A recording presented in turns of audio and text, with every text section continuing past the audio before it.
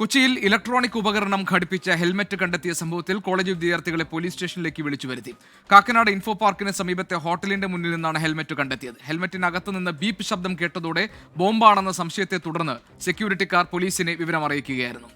അമൽ സുരേന്ദ്രൻ കൊച്ചിയിൽ നിന്നുകൊണ്ട് വിവരങ്ങൾ നൽകാൻ. അമൽ, ഈ ഹെൽമറ്റിനകത്ത് നിന്ന് ബീപ്പ് ശബ്ദം കേൾക്കാൻ ഇടയായ സാഹചര്യത്തിൽ പോലീസിന്റെ അന്വേഷണം നടക്കുകയാണല്ലോ. എന്താണ് പോലീസിന് കണ്ടെത്താൻ കഴിഞ്ഞിട്ടുള്ളത്? വിദ്യാർത്ഥികളെ സ്റ്റേഷനിൽ വിളിപ്പിച്ച കാര്യങ്ങൾ അന്വേഷിക്കുകയല്ലേ? വിവരങ്ങൾ എന്തൊക്കെയാണ്?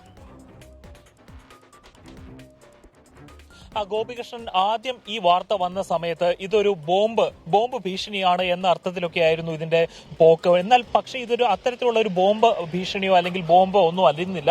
കുട്ടികൾ പഠന ആവശ്യത്തിന് വേണ്ടി അല്ലെങ്കിൽ അവരുടെ ഗവേഷണ ആവശ്യത്തിന് വേണ്ടിയിട്ട് നിർമ്മിച്ചെടുത്ത ഒരു ഉപകരണമാണ്. അല്ലെങ്കിൽ ഹെൽമറ്റിനുള്ളിൽ വെച്ച് ഘടിപ്പിച്ചിരുന്ന കുറച്ച് സെൻസറുകളാണ്. ഈ സെൻസറുകൾ ഉപയോഗിച്ച് തങ്ങളുടെ ഒരു മദ്യവിരുദ്ധമായിട്ടുള്ള ഒരു പ്രോജക്റ്റാണ് നടത്തിയിരുന്നത്. അതായത് ഈ ഹെൽമറ്റ് തലയിൽ വെച്ച് മദ്യപിച്ച ഒരാൾ വാഹനത്തിൽ കയറുമ്പോൾ ഈ സെൻസറുകൾ പ്രവർത്തിക്കുകയും അതിൻ ഫലമായിട്ട് വാഹനം സ്റ്റാർട്ട് ആവാതിരിക്കുന്ന ഒരു സാഹചര്യം ഉണ്ടാവുകയും ചെയ്യും എന്നുള്ള ഒരു റിസർച്ച് ആയിരുന്നു ഈ കുട്ടികൾ നടത്തിക്കൊണ്ടിരിക്കുന്നത്.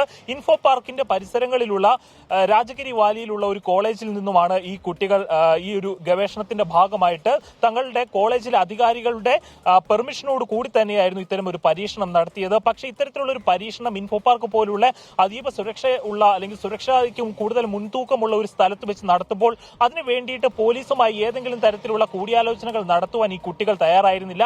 അതിന്റെ ഭാഗമായിട്ടാണ് ഇതൊരു ബോംബാണ്, വ്യാജ എന്നൊരു ഭീഷണി അല്ലെങ്കിൽ ബോംബാണ് എന്നൊരു തെറ്റിദ്ധാരണ പരക്കാനുള്ള സാഹചര്യം ഉണ്ടായത്. അതിനെ തുടർന്നാണ് കഴിഞ്ഞ ദിവസം സ്വകാര്യ ഹോട്ടലിന്റെ മുൻപിൽ നിന്ന് പോലീസ് എത്തി ഈ ഒരു സാധനം, ഈ ഒരു ഹെൽമറ്റ് കണ്ടെത്തുന്ന ഒരു സ്ഥിതി ഉണ്ടായത്.